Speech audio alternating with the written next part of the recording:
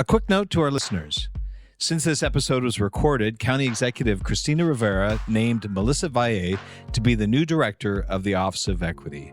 Her appointment is expected to be ratified by the Board of Supervisors on September 24th. Our congratulations to Melissa. Greetings, everyone. I'm your host once again, Paul Gullickson, Communications Manager for the County of Sonoma, and thank you for joining us. In recognition of Hispanic Heritage Month, we are continuing our discussion with some of our Latino and Latina leaders within the county. And today we have the great pleasure to have with us Melissa Valle, Interim Director of Sonoma County's Office of Equity. We're eager to talk with Melissa, but before we get to our discussion, I want to start, as always, with our trivia question. And this one is a particularly good one, I think. It's simple. Who was California's first and only governor of Latino heritage? And as a bonus, what year did he become governor? And I'll give you a hint. This person actually also served in the U.S. House of Representatives later on after becoming governor.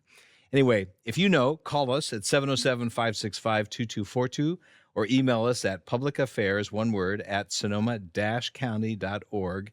And if you're correct, you'll win one of our prizes, including a SoCo Chat coffee mug. With that, let's get on with our discussion. Welcome, Melissa. Thank you for being here. Thank you for having me over. Yeah, well, we're really excited about having you here and discussing this. And first, let's talk about the Office of Equity. Could you give our listeners a description of what is your role and what is the role of the Office of Equity, first of all? Thank you. Yeah, to put it simply, the role of our office, we are an internal service department mostly at this point, and our role is to unseat inequities that are perpetuated often in government. And what that requires for us to do in collaboration with departments interested in doing this is really looking at data and working on creating data systems that allow us to disaggregate and to see where programs and services are perpetuating inequities, and then asking, why is this happening, and doing a root cause analysis to start figuring out how do we actually make sure that some of our communities are not falling behind because we're not actually delivering what they need to have in this moment. And so really, as we look at that with programs and services, we start really kind of unearthing and looking into what is happening. When you have data that's aggregated, you often, especially in a community that's mostly white, like Sonoma County, you can often kind of mask the inequities that are experienced by communities of color because there's a greater majority of white community members who are having better outcomes. And so when we get to look at that and to see, okay, what is our role as a government to start mitigating some of those inequities, and the first step to that is really being able to look at those and identifying how do we do things different. And that is different in every program and department, but that's really our role. Yeah, I mean, there are disproportionate outcomes for certain populations in our community, and sometimes we don't really break down the data to really look at that, and that's what you're doing. Yes. Well, let's unpack that a little more. Let's talk about the word equity, because there's a lot of misinformation about what that means and how that applies. And so, especially in the terms of a government office, would you help and define equity for us, and what your office is doing to educate the community, but starting with government officials themselves, us, the staff? Yeah, I think you bring up a very good distinction, that it's that oftentimes we don't need to educate the community members who have experienced the inequities. Right. Yeah. And our focus is really to work internally, right? Help us. With our departments and staff members to acknowledge this kind of place of privilege and influence that we have to work within this institution to look at things differently, to be able to disaggregate. So our North Star at the Office of Equity is just recognizing that equity is an outcome, whereby you can't tell the difference in positive and well-being outcomes by looking at race and other identity markers. We focus on race, but we do recognize the intersectionality that is with other identity markers, like being an immigrant or being a person who belongs to the LGBTQ plus community and so on, and really looking and making sure that those identity markers do not define how much you can benefit and how much you can achieve positive and outcomes of well-being. And that for us not only looks like taking a look at the results and the outcomes and what that is at the end of that process, but actually looking at a process. What in our process is leading to creating different and disproportionate outcomes in many cases, and how do we go back? So it's not only the end result, but the methods and the ways and intentionality by which we build different outcomes. Right. So it's both. And really with the final idea that if we're actually serving people the way that they need to be served, we wouldn't be able to tell by looking at race whether a person is going to be doing well or not in their lives, and whether that determines how much success they're going to achieve in their lives and well-being. Yeah. But we know that that's not true right now for all of our communities in Sonoma County. Well, certainly if we hope to close those gaps and those inequities, we first got to recognize where they exist and what structures are creating and contributing to that. And sometimes government is part of that. And we all are creatures of habit. We like our structure, but sometimes over time, over the long term, those structures have created imbalance in how people are cared for. And so is that the reason why Office of Equity is created, to really identify those inequities in our structure and then with hope to bridge those gaps?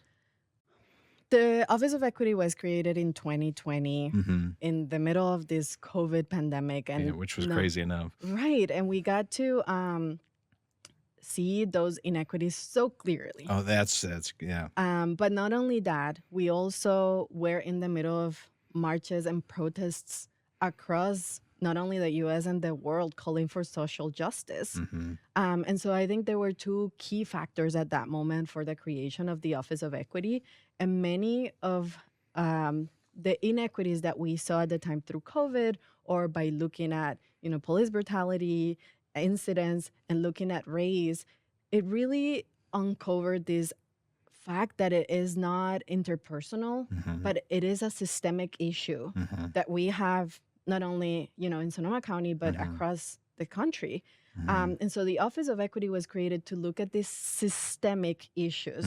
We went to the conference, the Other in Belonging Institute, this year. And one of the things that we loved hearing there is this thing about being soft on people and hard on systems. And so the Office of Equity really does take a hard look at what the system creates and the outcome that the system creates. And we want to work softly with people to really be able to take a look and to ask critical questions about why we have the outcomes that we have.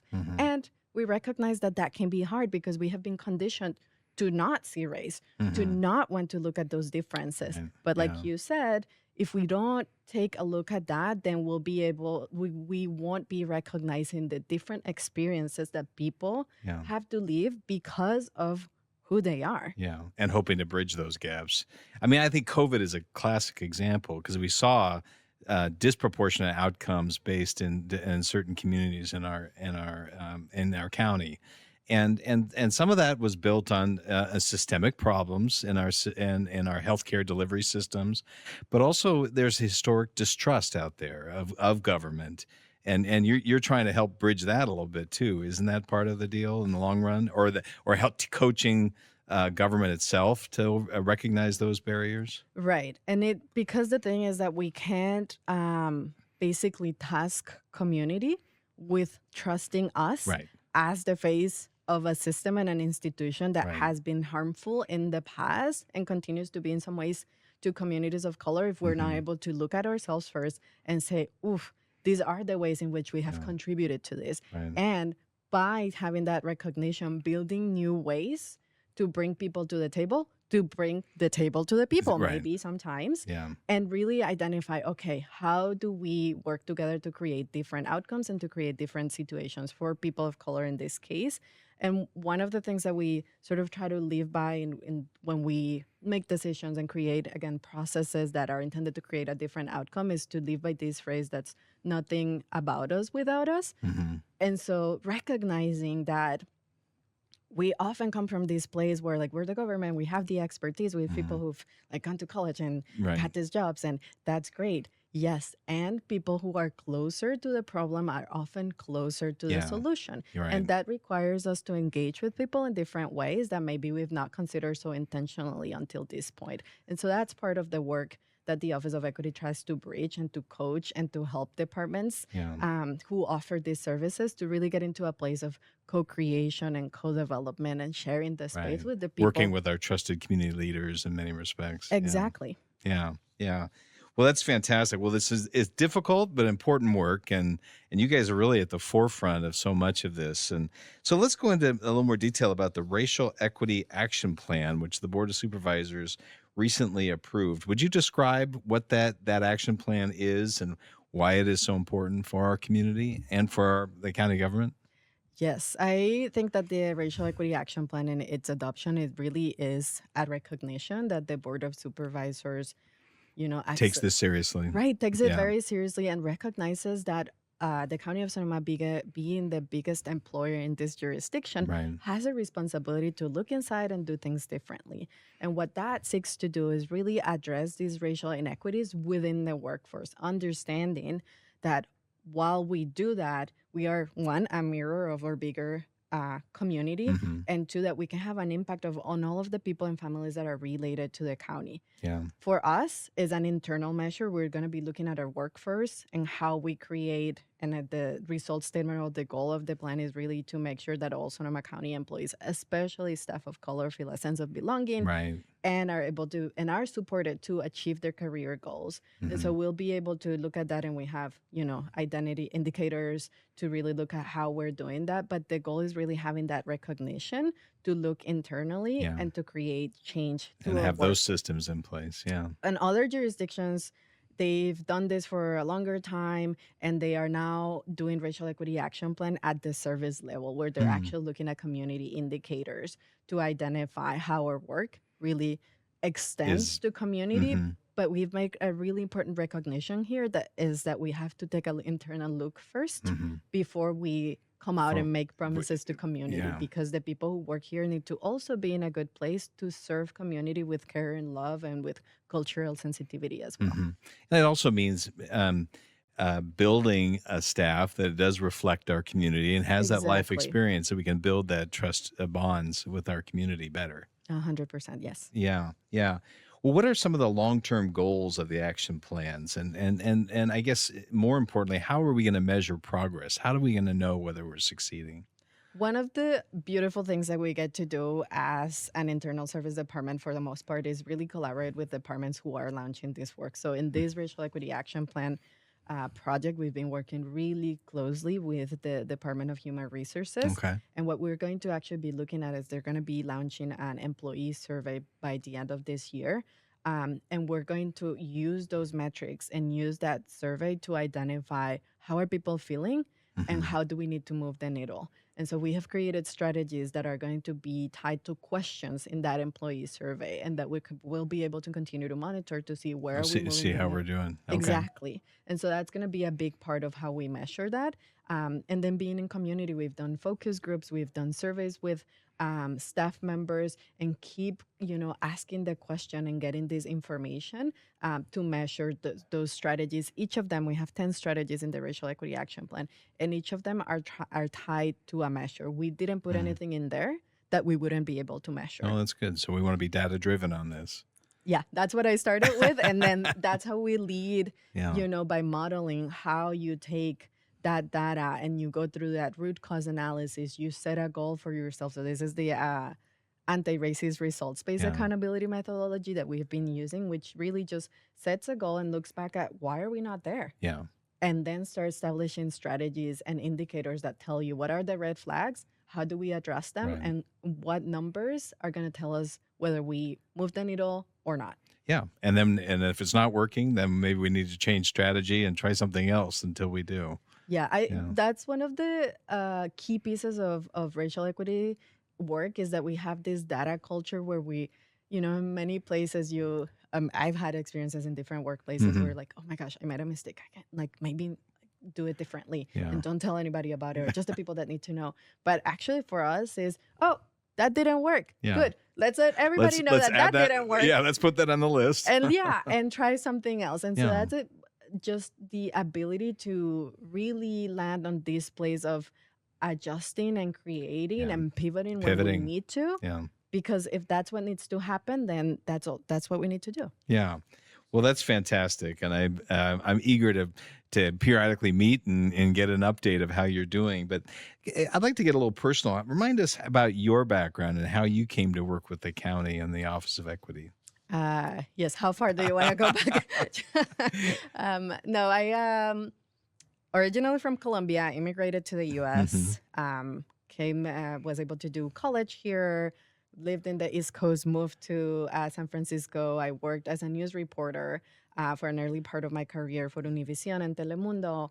And I think that was really informing to me to be able to see and to travel to different places Absolutely, in the Bay yeah, Area and in California, and to realize that communities of color were basically experiencing the same inequities anywhere you went, and right. like tying that to the systemic um, visualization that it's not just them and it's not just them, it really is a systemic problem. And so Hmm. coming into the county, I came in as the first bilingual PIO Yeah. in 2018, worked for the county administrator's office, and started realizing that okay, there is certainly things that need to be improved Hmm. with communications, and there's so much we could do. Yeah, and I So want to note you were actually here when you were within the CAO's office in the Public Information Office when COVID broke out, so you could actually yes. see the problems right at the very beginning. Yeah, and then part of that work included working with a Latinx work Right. group who were coming and sitting with us. Again, this ability to create a new table and to say, what are you seeing in the Yeah. community? What do we need to do? How do we need to inform better? What do we need to deliver Yeah. so that this community has what they need to reduce the rates, the hospitalizations, all of this. Hmm. And so during that process, the Office of Equity was created. And of course, I raised my hand and I said, I want to do I'm this. there. Yes. And Well, so, because you saw the importance of it. I mean, I know that is who you are, and I respect that. thank you. And so, they, needed quick action. And so they Hmm. were like, okay, cool. You go in and helping here. And Hmm. I think that eventually became, when the office was established and more positions were created, I was able to actually get a full-time position and Yeah. fully transition into the Office of Equity. And so I've been with the Office of Equity for the last 4 years Oh now. my gosh, I just can't believe it's 4 years. Well, and now you're interim director, head of the office. Do you have specific goals in mind while you're in that position? Yes, this year has been You've had a real. lot.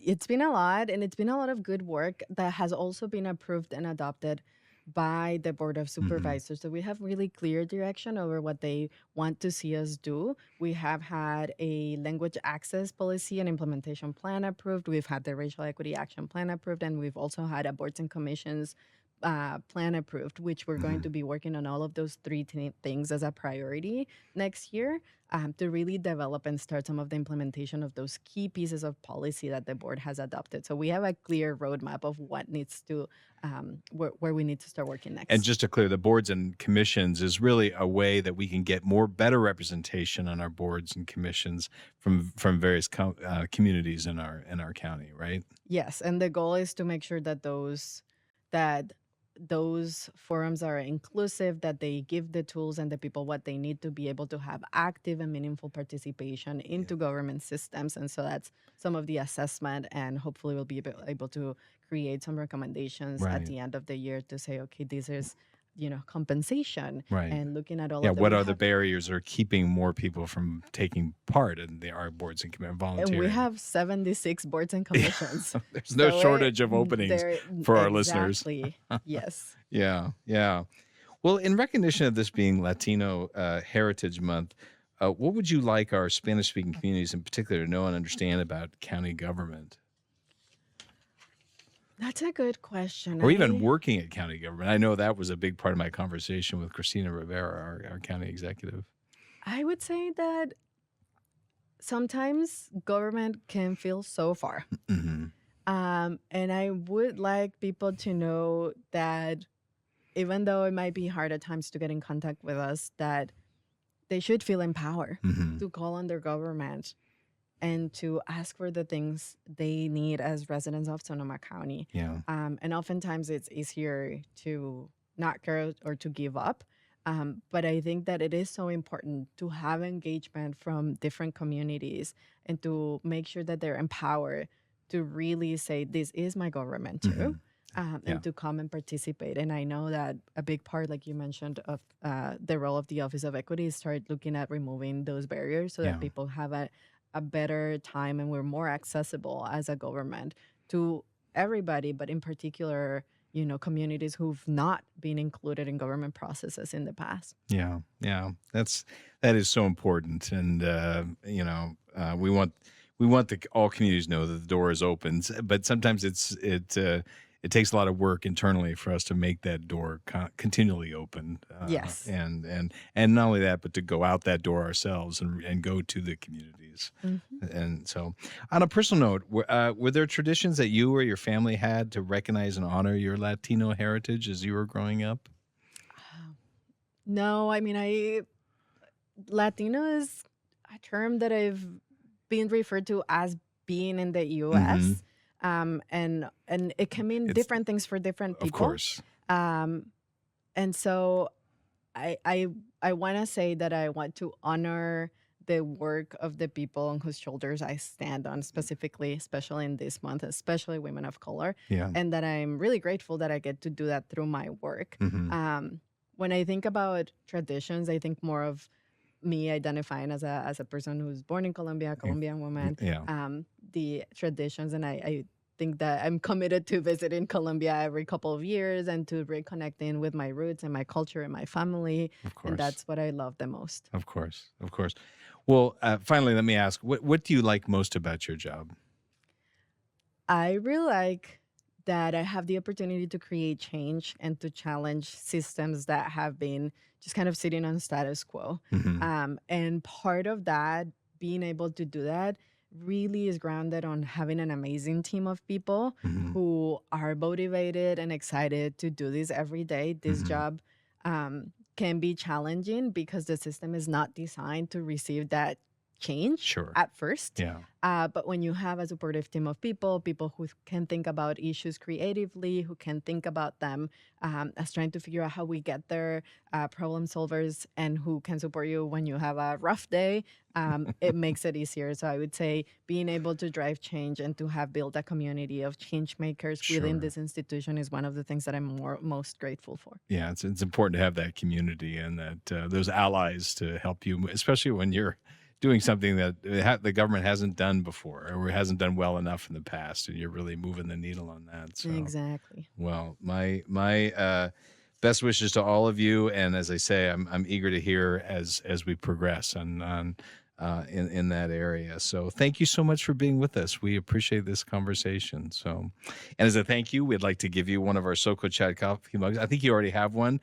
We can give you. We'd love to have you have another one, and also to our listeners, we would like to give you a chance to have one of our SoCo Chat mugs. You answer our trivia question. As a reminder, our question today is, who was California's first and only governor of Latino heritage? And as a bonus, what year did he become the governor? If you know the answer, call us at 707-565-2242 or email us at publicaffairs@sonoma-county.org. And if you submit your answer today, you'll have a chance to win one of our coffee mugs. Also, if you have a comment about this or any other segment or have a suggestion for a topic for a future SoCo Chat discussion, please email us at that same address, publicaffairs@sonoma-county.org. Thank you all. We hope you continue to follow us on Spotify, Apple Music, Amazon, and of course, YouTube. We'll see you next time. Thank you, Melissa. Thank you.